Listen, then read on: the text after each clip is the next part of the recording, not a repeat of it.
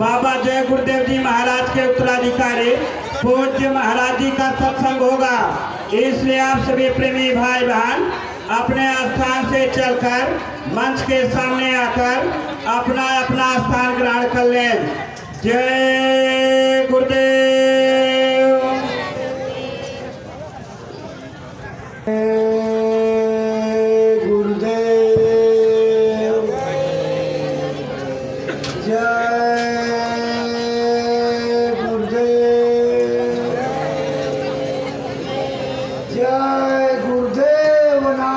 किसका? प्रभु का पावन नाम, प्रभु का जागृत नाम। सम्मानित प्रेमी भाई बहनों, आज हमारे जीवन का ये परम सौभाग्य है कि इस भागम भाग जिंदगी में गुरु महाराज की दया कृपा से कुछ गुरु महाराज के संदेशों को सुनने का अवसर मिल रहा है। आप सभी लोग जो इधर उधर खड़े हैं, पीछे की तरफ आप लोग हैं, आपसे प्रार्थना है कि आप सामने आकर के बैठ जाइए। इधर उधर जो भी लोग खड़े हुए हैं, आपसे विनम्रता पूर्वक ये प्रार्थना है कि आप यथास्थान अपनी सुविधानुसार पंडाल में स्थान ग्रहण कर लीजिए। आपके सामने मानव जीवन और इस आसार संसार की आसारता से संबंधित एक चेतावनी होने जा रही है। आप इसको सुनिए, विचार करिए, चिंतन मनन कीजिए और अपने कर्तव्य का निर्धारण करिए कि हम किस काम के लिए आए थे, किन कामों में उलझ गए। आपके सामने प्रस्तुत है प्रार्थना चेतावनी की ये पंक्तियाँ। आप इनको सुनिए, संभव हो तो दोहराइएगा और चिंतन मनन कीजिए। जय गुरुदेव। जय गुरुदेव। मानो तेरे जीवन का आधार रहेगा कितने दिन।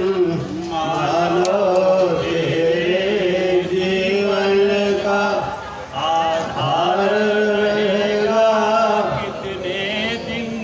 इस तन में तड़पते श्वासों का यह तार रहेगा कितने दिन। इस तन में तड़पते श्वासों का यह तार रहेगा कितने दिन। धन माल कमाया भी तूने, संसार बसाया भी तूने। धन माल कमाया भी तूने, संसार बसाया भी तूने। तो खाली हाथ हो जाएगा, अधिकार रहेगा कितने दिन। तो खाली हाथ हो जाएगा, अधिकार रहेगा कितने दिन। तो खाली हाथ हो जाएगा, अधिकार रहेगा कितने दिन। तो खाली हाथ हो जाएगा, अधिकार रहेगा कितने दिन।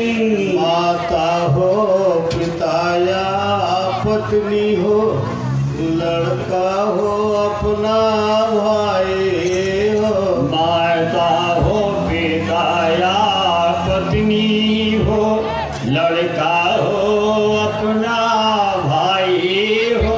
इन्हें अपना कहने वालों का यह प्यार रहेगा कितने दिन। इन्हें अपना कहने वालों का यह प्यार रहेगा कितने दिन। कभी छोड़कर तो जाएगा, कभी छोड़ कर ये जाएंगे, कभी छोड़ कर तू जाएगा, कभी छोड़ कर ये जाएंगे।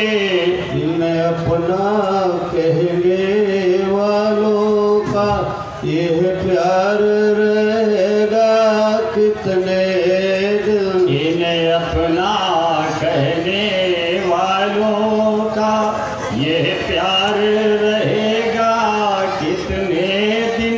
इस नास वाले दुनिया का व्यापार रहेगा कितने दिन। इस नाश वाले दुनिया का व्यापार रहेगा कितने दिन।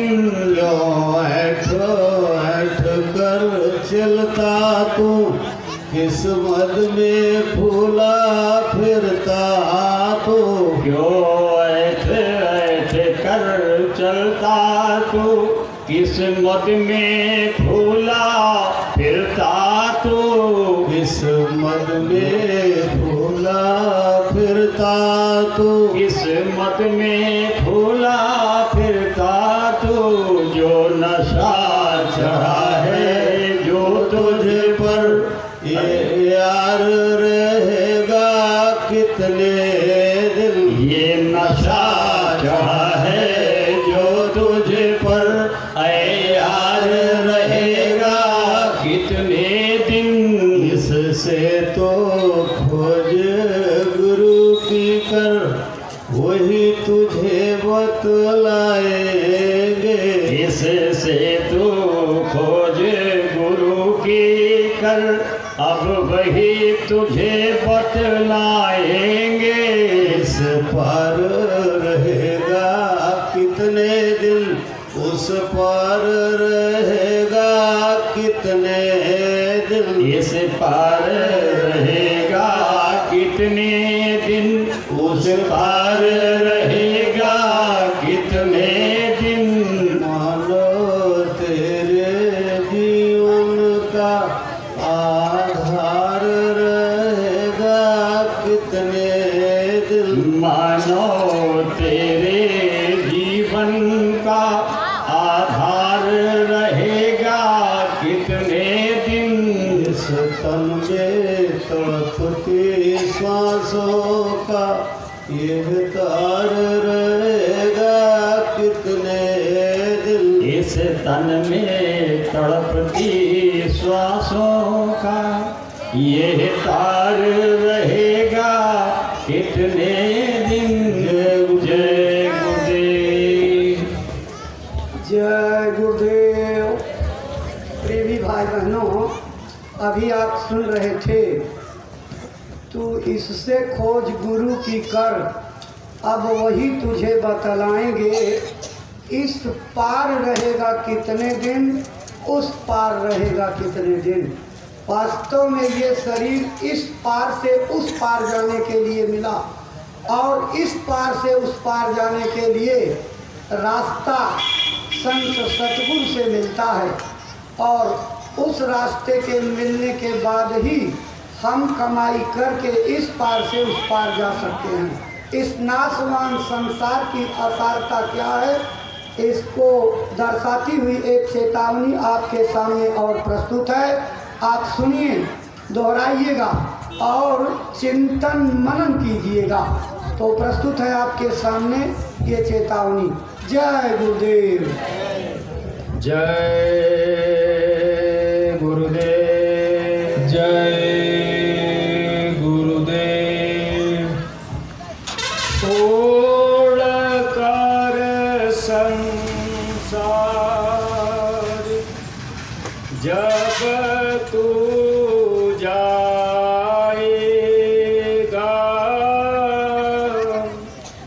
कोई ना साथी तेरा साथ निभाएगा। छोड़ कर संसार जब तू जाएगा कोई न साथी तेरा साथ निभाएगा। गर प्रभु का भजन किया ना सतसंग किया ना दो घड़िया। गर प्रभु का भजन किया ना सतसंग किया ना दो घड़िया। यमदूत लगा कर तुझको ले जाएंगे हाथ कड़िया। यमदूत लगा कर तुझको ले जाएंगे हाथ कड़िया। कौन छुड़वाएगा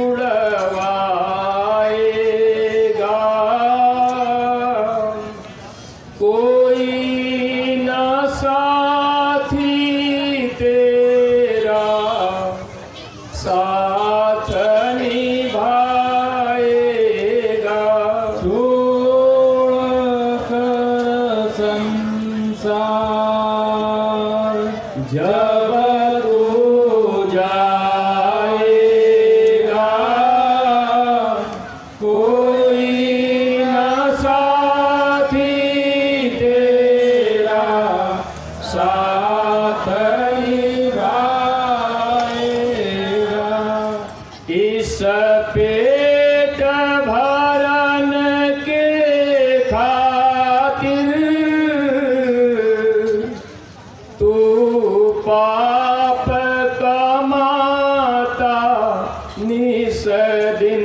इस पेट भरन के खातिर तू पाप कमाता निस दिन। शमशान में लकड़ी रख कर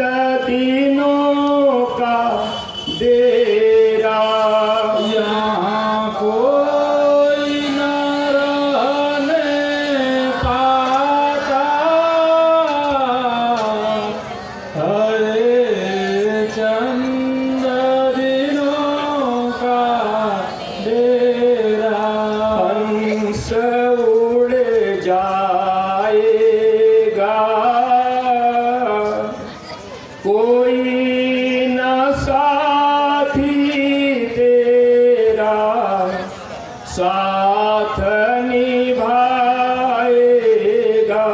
छोड़ कर संसार जब तू जाएगा,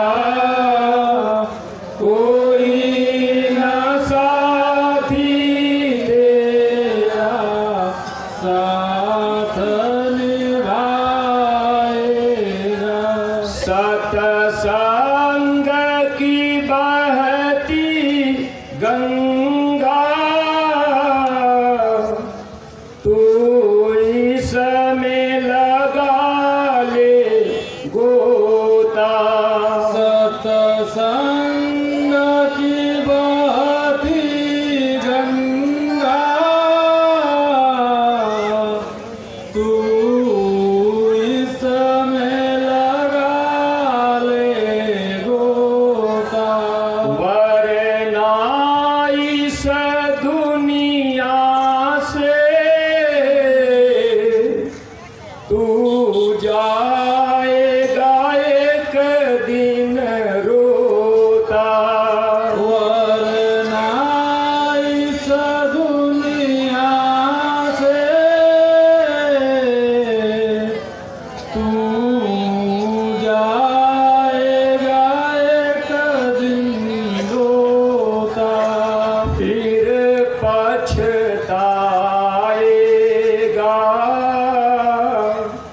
कोई न साथी तेरा साथ निभाएगा।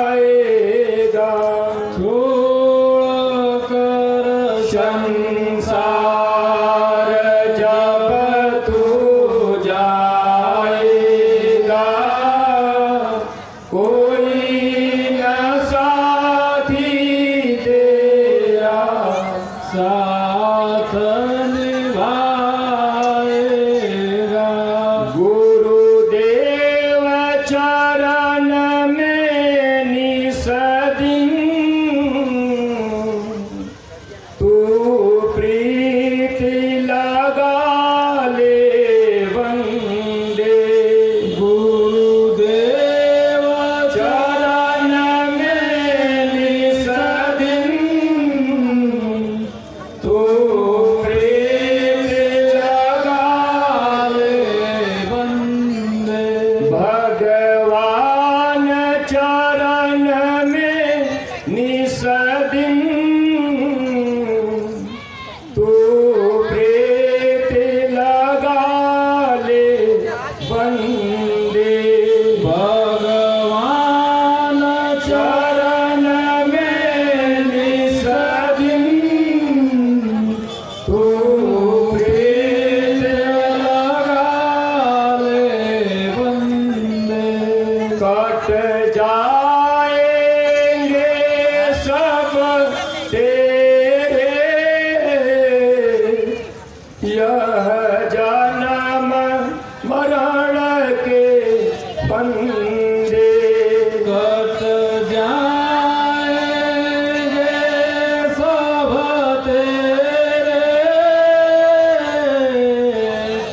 यह जन्म मरण के फंदे। पार हो जाएगा, कोई न साथी तेरा साथ निभाएगा। छोड़ कर संसार जब तू जाएगा,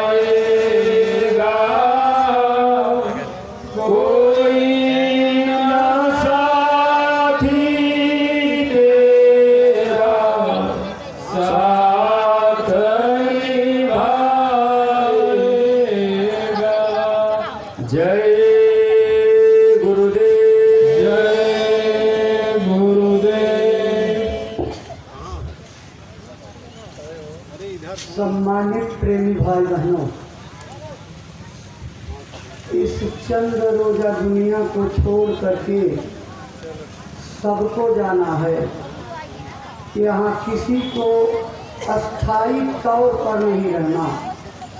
जाने के पहले जो इस मानव जीवन की सांसों का उपयोग करके अपना काम बना लेता वो वास्तव में हंसी खुशी जाता, और जो इस मौके को पा करके चूक जाते उनकी बड़ी दुर्गति होती, अधोगति में जाते। प्रेमी भाई बहनों, आज आपको अनमोल मौका है। पूज्य महाराज जी, गुरु महाराज की दया कृपा से आत्मा के कल्याण की, जीते जी स्वर्ग वैकुंठ में जाने की दिव्य दृष्टि, शिव नेत्र खोलने की विद्या का दान करेंगे।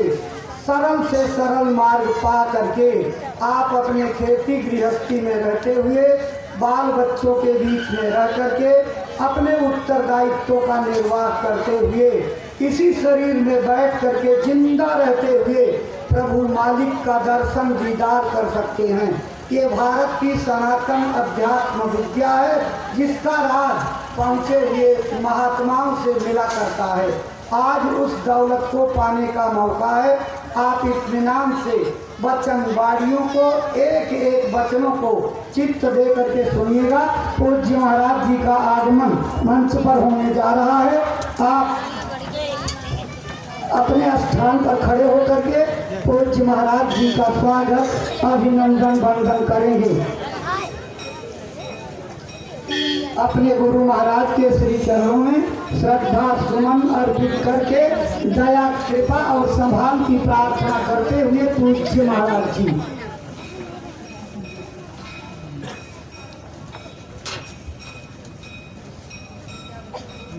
जय गुरुदेव, जय गुरुदेव।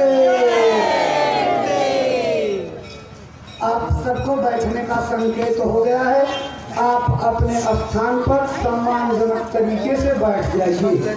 जो लोग इधर उधर खड़े हुए हैं, आपसे भी हाथ जोड़ करके नम्र निवेदन है कि सत्संग आगे से बैठ करके सुना जाता है, अपेक्षित लाभ उसका मिलता है। तो आप सम्मुख विराजमान होकर के वचन वाणियों को सुनिए, लाभ उठाइए। आज गुरु महाराज की दया कृपा का संदेश लेकर के हम लोगों के परम सौभाग्य से पूज्य महाराज जी मंच पर विराजमान हो चुके हैं।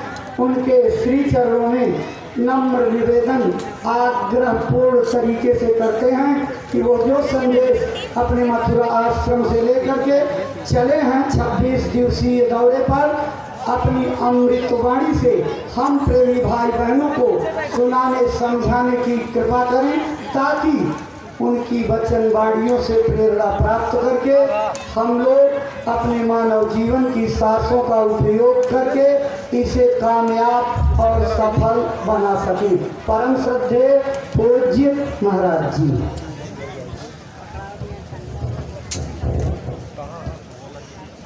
आप सभी लोग प्रेम के साथ में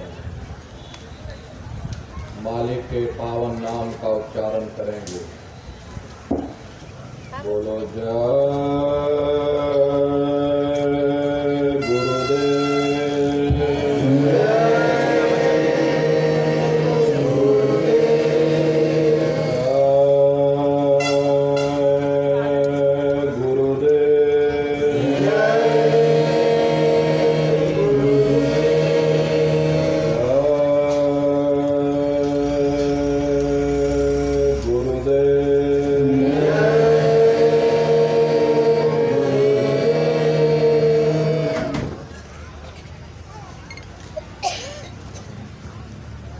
सर्वत्र विराजमान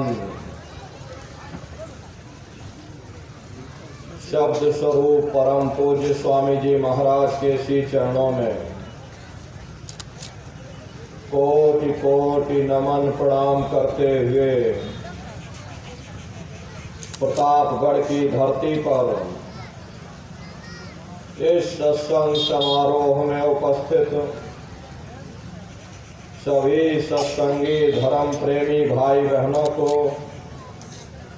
सादर जय गुरुदेव। प्रेमी भाई बहनों, हम आप परम सौभाग्यशाली हैं कि ऐसे कलिकाल में हम लोगों को ये मानव तन, ये मनुष्य शरीर प्राप्त हुआ। मनुष्य शरीर पाने का जो हमारा मूल उद्देश्य है, आज के समय और आज की परिस्थितियों को देखते हुए हम आप अपने मूल उद्देश्यों को भूल गए। कभी हम लोगों ने ये विचार नहीं किया कि आखिर ये मानव तन हमको क्यों मिला, क्या इसका उद्देश्य है, मरने के बाद हम कहाँ जाएंगे, हमारे बाल बच्चे कहाँ जाएंगे, हमारे रिश्ते नातेदार कहाँ जाएंगे, हमारे कुटुंब परिवार वाले कहाँ जाएंगे और इनकी उस समय पर क्या हालत होगी। ये पराविद्या महात्माओं की पराविद्या है।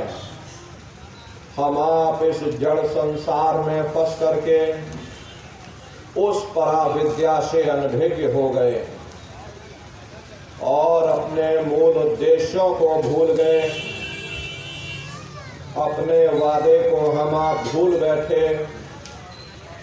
वो वादा जो हमने आपने माँ के गर्भ में किया था, जब माँ के गर्भ में हम आप उल्टे लटके हुए थे, सिर हमारा नीचे था, पैर हमारे ऊपर थे, उस समय परमात्मा से वादा किया था कि हे परमात्मा, इस बार हमको मानव तन दे दो, हम भजन करेंगे, भक्ति करेंगे, हम अपनी जीवात्मा का कल्याण करेंगे। लेकिन मानव तन मिलने के बाद में ना आपने भजन किया ना भक्ति की, बस माया की छाया में फंस करके इस मिथ्या जगत को अपना मान करके आप इसी में गोता खा रहे। अरे नर नारियों, इस दुनिया में हित मित्र भाई बंधु, रिश्ते नातेदार, कुटुंब परिवार वाले, इनमें से कोई भी चीज तुम्हारी इस जीवात्मा को इस अधोगति से बचा नहीं सकता। हम कौन हैं, हम कहाँ से आए हैं और हमें जाना कहाँ है, यह मानव मात्र के लिए एक जटिल प्रश्न बना हुआ। इस प्रश्न का हल तब तक नहीं होगा जब तक इस धरा भूमि पर कोई संत महात्मा फकीर न मिल जाए। इसीलिए वह मालिक अति दया और कृपा करके संतों महात्माओं को इस धरा धाम पर भेजते हैं। संत महात्मा फकीर यहाँ पर आकर के हम जीवों को समझाने की कोशिश करते कि भाई वो परमात्मा है, वो आपको मिलेगा, जीते जी मिलेगा, इसी मनुष्य शरीर में मिलेगा। इसी मनुष्य शरीर के अंदर जा करके परमात्मा से मिलने का वह एकमात्र दरवाजा है और उस दरवाजे का भेद केवल संतों महात्माओं को ही प्राप्त है। ये दुनिया के लोग, दुनिया की आवाम जनमानस भौतिकता के ज्ञान को पढ़ करके अहंकार में डूबे रहते कि हमसे बड़ा कोई ज्ञानी नहीं। लेकिन उन बेचारों को नहीं मालूम कि जहाँ दुनिया का ज्ञान समाप्त होता है, उसी के सिर की चोटी से ये आध्यात्मवाद, आत्मा और परमात्मा का ये गुण ज्ञान रहस्य विज्ञान प्रारंभ होता है। उस विज्ञान को पाने के लिए सबसे पहले यह जरूरी है कि पहले आप मानवतावादी बने, मानव धर्म और मानव कर्म को अपनाएं। अरे मानव धर्म क्या है कि इंसान इंसान के काम आवे, एक दूसरे की निस्वार्थ भाव से सेवा करे, सत्य दया हिंसा परोपकार आदि गुणों को अपने जीवन में उतार करके और किसी संत महात्मा की खोज करके उनके बताए हुए रास्तों पर चल करके उस मालिक की भक्ति करके अपनी जीवात्मा का कल्याण करा ले, यही इंसान का सबसे बड़ा मानव धर्म है। लेकिन आज इस कलिकाल में ये दुनिया की आवाम जनमानस इंद्रियों के भोग और वासनाओं में, शराबों और कबाबों में, मांस और मदिरा में सुख ढूंढने की कोशिश कर रहे। ये चरित्र पतन जैसे कार्यों को अपना करके ये आवाम जनमानस कैसे सुखी हो सकती है? पहले अपने चरित्र जैसे धन को इकट्ठा करो, क्योंकि चरित्र ही सब कुछ है। चरित्र ही मानव धर्म की पूंजी है। ये दुनिया भर के रगड़े और झगड़े, पिता पुत्र में लड़ाई, आदमी औरत में लड़ाई, घर परिवार में लड़ाई, समाज में लड़ाई, जातियों में लड़ाई, मुल्क में लड़ाई।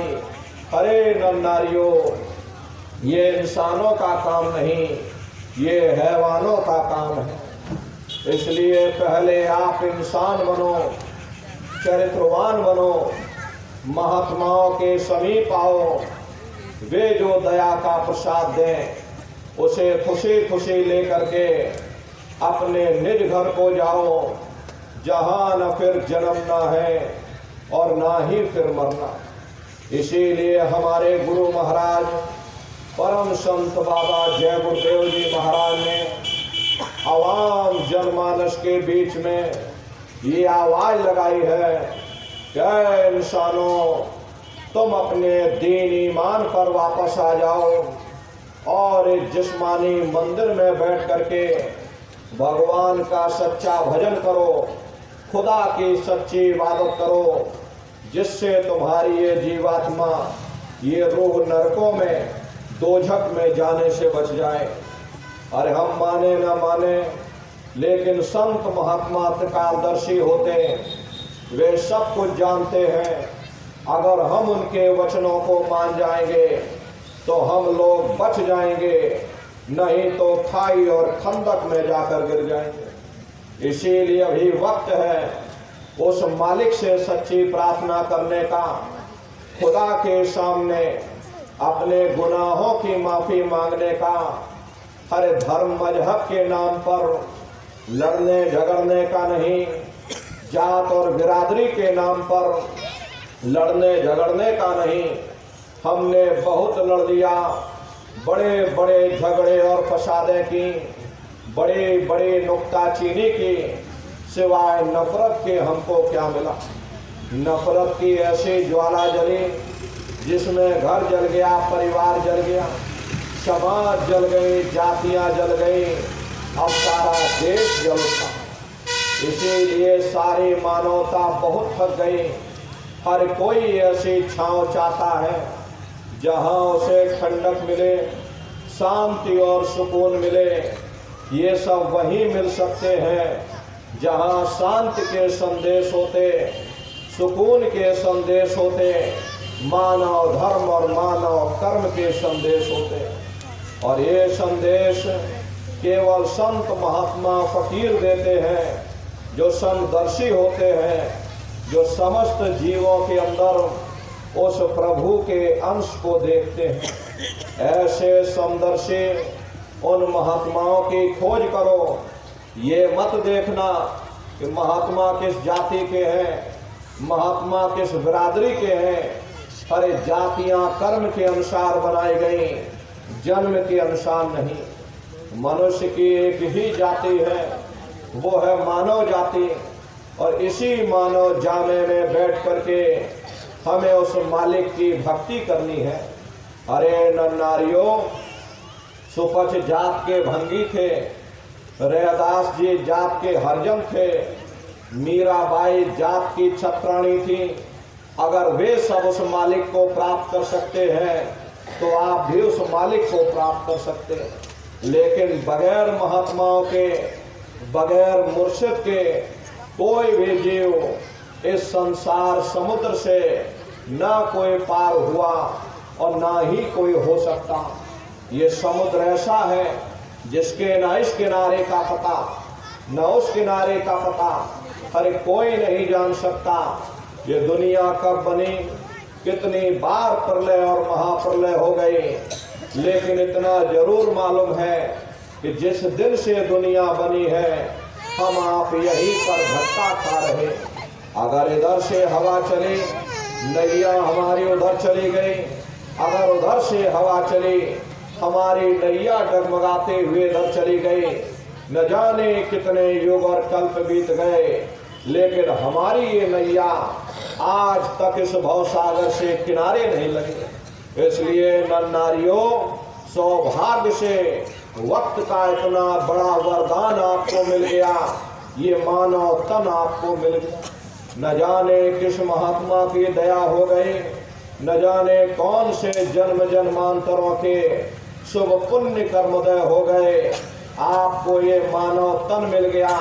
और अब की बार मौका मिल गया है, समय रहते हुए अपनी जीवात्मा के कल्याण के लिए थोड़ा बहुत विचार करो, वरना इस समय निकलता चला जा रहा। मिले नव देह तुमको, बनाओ काज कुछ अपना, और पचो मत आए इस जग में, जानियो रैन का सपना। हरे नर नारियों, जैसे रात में हम लोग स्वप्न देखते हैं, हालांकि उस समय पर हमें स्वप्न सच मालूम पड़ता, असली प्रतीत मालूम होता है। लेकिन जब हम सुबह उठते हैं, जब हमारी आंख खुलती है, तब हमें होश आता, नहीं भाई हम तो स्वप्न देख रहे थे, ये सब भ्रम है। ठीक उसी प्रकार से ये दुनिया भी 10, 20, 100 साल का स्वप्न है।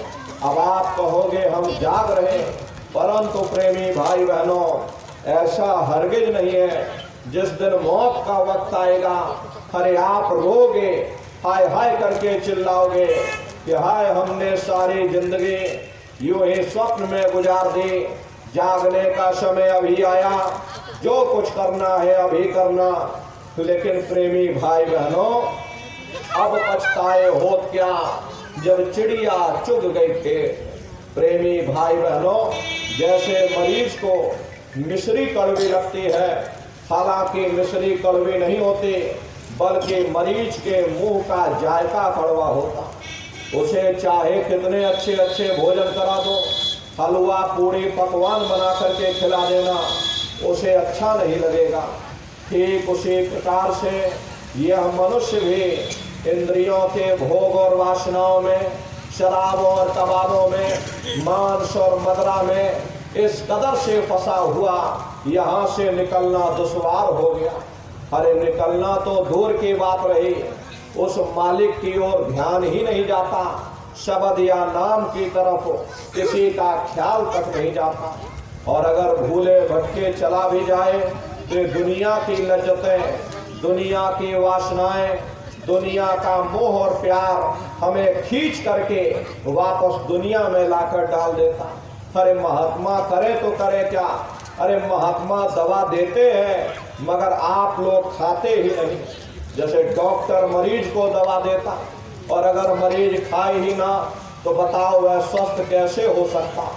डॉक्टर की दवा अलमारी में रखी, मरीज बिस्तर पर पड़ा तो गालियां हम डॉक्टर को देते। इसमें डॉक्टर का क्या कसूर, इसमें महात्मा का क्या कसूर।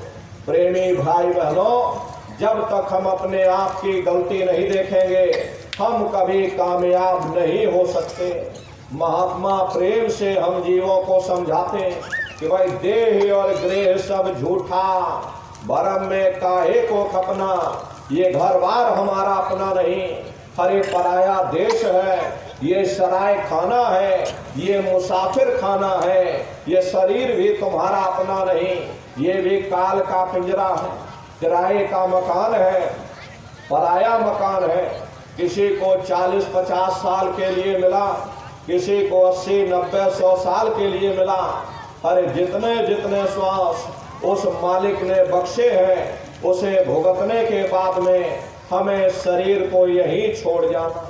श्वास तुम्हारा नित्य ही जारी, एक दिन खाली चाम।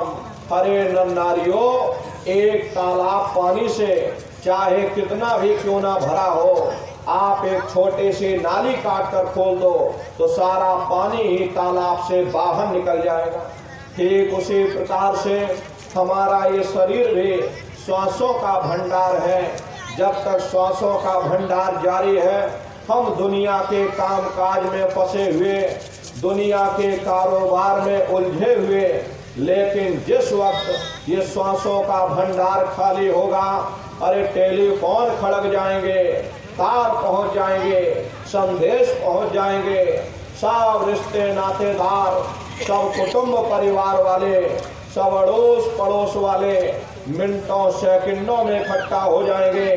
हरे नर नारियों, जिस शरीर से तुम इतना प्रेम किया करते थे, उसे कोई एक रात भी घर में रखने को तैयार नहीं होता।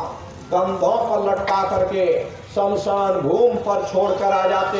हिंदू लोग तिनका तोड़ाते, जैसे तिनका टूट गया तेरा मेरा रिश्ता नाता टूट गया। मुसलमान सिख या ईसाई लोग खाक की मिट्टी कब्र में डाल देते। जो मेरे लिए खाक की मिट्टी है वह मेरे लिए तू है। हरे नर नारियों, बड़े बड़े राजे महाराजे सारी जिंदगी उन्होंने गुजार दी। ये किला बनाते बनाते आज उनके किलों को जाकर देखो, आज खंडहर बने पड़े हुए। विश्व विजेता सिकंदर सारी दुनिया पर राज करने का ख्वाब देखता था, वो भी मुट्ठी खोल करके चला गया। कोई क्या साथ लेकर जाएगा? जो चीज तुम्हारे साथ में जाने वाली वो केवल परमात्मा की भक्ति है। सूरत शब्द नाम की कमाई है। सूरत शब्द नाम की कमाई करना, सब जतन दूरी अब धरना। कोई दूसरा उपाय करने की जरूरत नहीं। उस मालिक को प्राप्त करने के लिए केवल एक ही उपाय करो, अपनी सूरत को शब्द के साथ जोड़ दो। क्योंकि शब्द को पकड़ करके ये जीवात्मा ऊपर से नीचे आई है, तो शब्द को ही पकड़ करके ये जीवात्मा नीचे से ऊपर जाएगी। अरे हम लोग कैसे ऊपर से नीचे आ गए और नीचे आकर के संसार में कैसे फंस गए, जरा संक्षिप्त में आप लोग समझ लीजिए। पहले यहाँ कुछ नहीं था। पहले न हम थे न आप थे, न ये जमीन थी न ये आसमान था, न देवी थे न देवता थे, न ब्रह्मा विष्णु महादेव थे, न ईश्वर थे, न ब्रह्म थे, न पार ब्रह्म थे। पहले कुछ नहीं था। तो पहले कौन था? आपकी धर्म पुस्तकों में लिखा है, एक अनीय नामा अभिसच्चिदानंद प्रभु धामा। वो एक अनीय अनामी महाप्रभु अपने अनामी धाम में अखंड राज किया करते थे। उस मालिक की मौज मर्जी उठी। उन्होंने 3 लोकों का पहले विस्तार किया, यानी कि अगम लोक, अलख लोक और सत्यलोक। अगम लोक में अगम पुरुष को बैठाया, अलख लोक में अलग पुरुष को बैठा दिया और सतलोक में सतपुरुष भगवान को बैठा दिया। काफी समय जब बीत गया तब नीचे की रचनाओं का विस्तार सतपुरुष भगवान ने किया। उन्होंने अपनी आवाज पर अनंतों अनंत ब्रह्मांडों की रचना की और अपने 16 पुत्रों को नीचे उतार दिया। निरंजन भगवान, जिनको दुनिया ईश्वर कहती है, सतपुरुष भगवान के सबसे छोटे पुत्र हैं। इन 16 पुत्रों ने नीचे आकर घनघोर तपस्या की और अपने पिता को प्रसन्न करके, यानी कि सतपुरुष भगवान को प्रसन्न करके सतलोक के समान राज मान लिया। राज चेतन पर किया जाता है, जड़ पर नहीं किया जाता। इसीलिए इनको रूहों का, जीवात्माओं का छोटा सा भंडार दे दिया गया।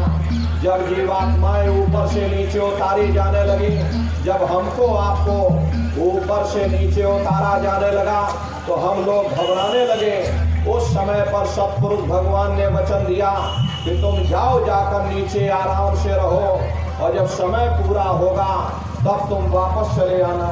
सतपुरुष के आदेश पर ये रूहें, ये जीवात्माएं यानी कि हम और आप नीचे आने को तैयार हो गए। सबसे पहले 4 प्रकार के कपड़े, कारण कपड़ा, सूक्ष्म कपड़ा, लिंग कपड़ा और स्थूल कपड़ा, ये 4 प्रकार के कपड़े जीवात्माओं के ऊपर डाले गए और शब्द को पकड़ा करके मंडल बाई मंडल जीवात्माओं को नीचे उतारते चले गए। और इसी मृत्यु लोक में, इसी स्थूल शरीर में, दोनों आंखों के मध्य भाग में जीवात्मा को यहाँ बैठा दिया गया। जब जीवात्माएं ऊपर से नीचे आ गई यानी मृत्यु लोक में आ गई, उस समय पर सतयुग का समय था। सतयुग योगी सब विज्ञानी कार्य हर ध्यान करें भव प्राणी। उस समय सब ज्ञानी और विज्ञानी थे, सबकी आंख कान खुली हुई थी, रोज मालिक का दर्शन करते थे, रोज आते और रोज जाते। और जब समय पूरा हो जाता ये जीवात्माएं अपने देश वापस चली जाती, फिर कभी लौट करके मृत्यु लोक में नहीं आती। ऐसे न जाने कितनी जीवात्माएं यहाँ से वापस अपने देश चली गई।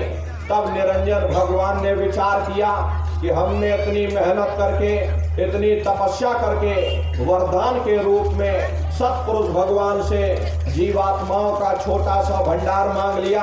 अगर ये जीवात्माएं ऐसे ही अपने देश चली जाएंगी, हम इन पर कोई रोक टोक नहीं लगाएंगे, तो एक दिन मेरा राज्य खाली हो जाएगा। तो उन्होंने बड़ी होशियारी के साथ कर्मों का विधान बना दिया, कर्मों का कानून बना दिया। कर्मों का कानून बना करके मृत्यु लोक में सुना दिया कि भाई ये पुण्य कर्म है, ये पाप कर्म है, ये शुभ कर्म है, ये अशुभ कर्म है। और इन जीवात्माओं को कह दिया कि काल रूप में तिनकर भ्राता, शुभ अशुभ कर्म फलदाता। यानी मैं काल रूप हूँ, शुभ अशुभ कर्मों का मैं फल दूंगा। यानी कर्म करने की स्वतंत्रता हमको आपको दे दे और फल देने का अधिकार इन्होंने अपने हाथों में रख लिया। धीरे धीरे ये जीवात्माएं कर्मों की बेड़ियों में जकड़ती चली गई। जिस नाम की डोरी को पकड़ करके, जिस शब्द को पकड़ करके ये जीवात्माएं ऊपर से नीचे आई थी, कर्मों के कारण वो शब्द हाथ से छूट गया। तब से लेके आज तक न जाने कितने युग और कल्प बीत गए, हम लोग यहीं पर भटका खा रहे। अगर वो नाम की डोरी हाथ में आ जाए, शब्द की डोरी हाथ में आ जावे, तो शब्द कर्म की रेख कटावे और शब्द शब्द में जाए मिलावे। शब्द वो साबुन है जो तुम्हारे कर्मों की रेख पर मेघ मार देगा, तुम्हारे कर्मों को साफ कर देगा और तुम्हें शब्द दर शब्द, मंजिल दर मंजिल अपने घर वापस पहुंचा देगा। तो प्रेमी भाई बहनों, इस कलयुग में सूरत शब्द नाम की महिमा गाई गई कि अगर मालिक को प्राप्त करना चाहते हो तो अपनी सूरत को शब्द के साथ जोड़ दो। सूरत शब्द नाम की कमाई करना, सब जतन दूर अवधरना। कोई दूसरा उपाय करने की जरूरत नहीं, एक ही उपाय करो, अपनी सूरत को शब्द के साथ जोड़ दो। ये जो सूरत शब्द का भेद है, ये सबसे पहले कबीर साहब इस धरती पर आए, उन्होंने इस भेद को जारी किया। उससे पहले ये भेद किसी को नहीं मालूम था। अरे सतयुग त्रेता द्वापर बीता, काहू न जाने शब्द की रीता। कलयुग में स्वामी दया विचारे और प्रगट करके शब्द पुकारे। सतयुग त्रेता द्वापर बीत गया, लेकिन शब्द के भेद को कोई नहीं जान पाया। वो तो अनामी महाप्रभु की दया हो गई, जीवों के कल्याण के लिए संतों महात्माओं को इस धरती पर भेजा। सबसे पहले कबीर साहब आए, उन्होंने इस भेद को जारी किया और कबीर साहब के बाद में गुरु नानक साहब आए।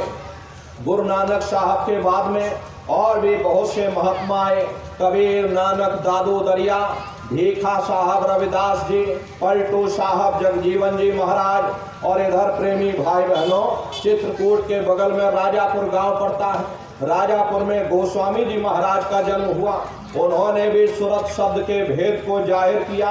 उधर राजस्थान में मीराबाई, सहजोबाई और इधर प्रेमी भाई बहनों राधा स्वामी जी महाराज, बहुत से महात्मा हुए जिन्होंने सूरत शब्द के भेद को जारी किया। और हमारे गुरु महाराज ने इसके परत दर परत खोल करके रख दी। ये सूरत शब्द नाम की कमाई कैसे आप लोग करोगे, इसके लिए संतों महात्माओं ने केवल 3 क्रियाएं बताई। साधन 3 सारे वर्णे और साधन सब थोथे मान। इस कलयुग में उस मालिक को प्राप्त करने के लिए संतों महात्माओं ने केवल 3 क्रियाएं बताई।